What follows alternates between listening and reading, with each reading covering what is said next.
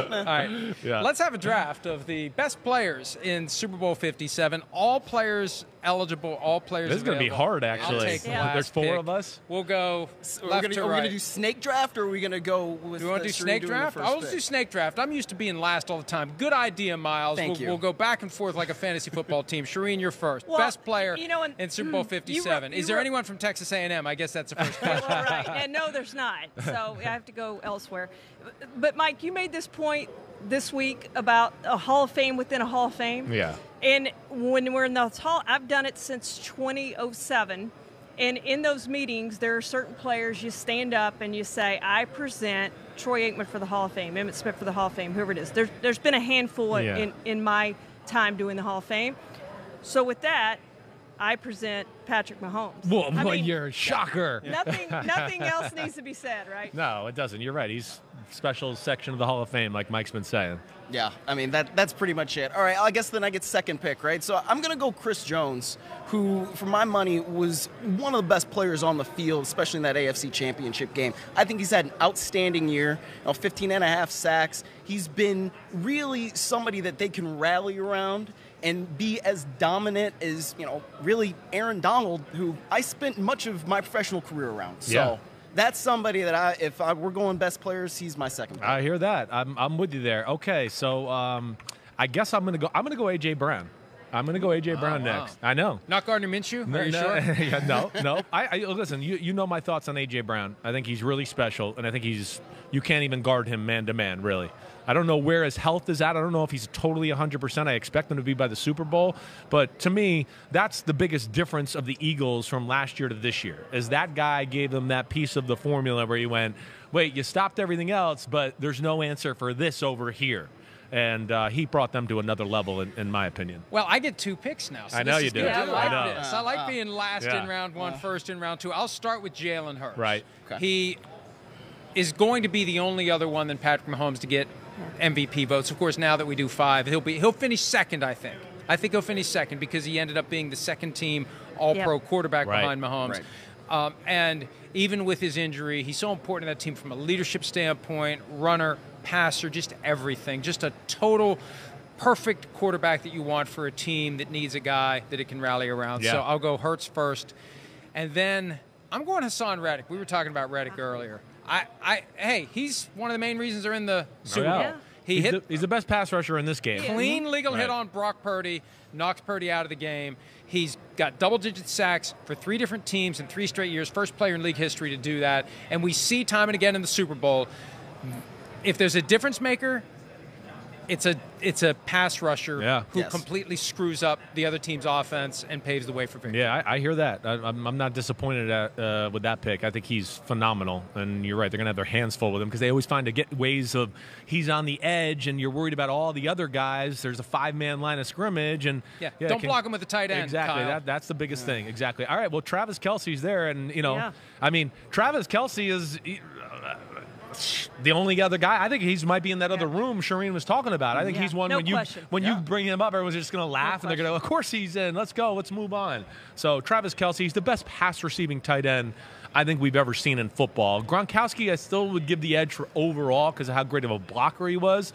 But, man, Kelce, what he's doing and how long he's doing it is amazing. He's in that conversation for sure for greatest tight end ever. I think so. He's in that combo. He is, I mean, he's had more 1,000-yard seasons and in a row than any other tight end ever. So, he was going to be my next pick, but I've got to keep it in Cleveland. We got a lot of good ones out. I know, it's true, but I'll keep it in Cleveland, and I'll just choose his brother, Jason Kelce, because he is a key cog to that Eagles offense. All the way that they can block when they run the football and the way that they pass protect, too, it starts with Jason Kelce. I mean, he's been doing it for years and years and years and years. His first head coach was Andy Reid, so that tells you about his longevity, and he's still at the top of his game. Who knows if this is going to be his last one, but that's my next pick for the best player. Well, I had Lane Johnson on my list as the 5th best player in this game. He hasn't given up a sack in 30 games. He shut down Nick Bosa, was a key member of that offensive line, has always been, but especially in that game against the 49ers. And I just think how great he is. 4 Pro Bowls, 2 All-Pros in his career, and he's playing through that torn groin tendon, and you can't even tell that he's playing through that. It's amazing. Yeah, it is. It really is. You picked a Sooner? Jeez. Yeah, I know. All right. That was tough. We'll go with that it. was tough. And I had to pick a Texas Tech Red Raider, too, Oh, at the man. first Yeah, pick. you're all messed up today. What's and going on? it's mine again, right? Yeah, so it I is. guess I'm going Javon Hargrave. He turns 30 this week. Career best 11 sacks in his 7th season. He's scheduled for free agency in March. He's going to make a lot of money. He had a really good season. Despite his age, he had a really good season this year. He is. He's got a lot of value as a pass rusher. That's where people don't really realize. He's a pain in the butt as far as pushing the pocket and, disrupting quarterbacks' ability to see or step into throws. He's got great value there. All right, I'll go with Devontae Smith, the Slim Reaper or Slim Batman, whatever they're calling those guys in Philadelphia. I mean, he didn't make that catch, but he sold it on 4th down, in that NFC Championship game. And I think it tells you just the trust that Jalen Hurts has in him. Yeah. Those two guys have great chemistry. And if it's not A.J. Brown that's going off, then it's probably going to be Devontae Smith. Agreed. It's like you got to pick your poison with them right now. That's what's tough. You're right. It's going to take a special game plan and a special effort from this Chiefs defense with all those answers you talked about. All right, I feel inclined here. Man, there's so many damn good players here. Okay, so I'm going to go to the offensive line here, and I'm going to go with Joe Thuney here.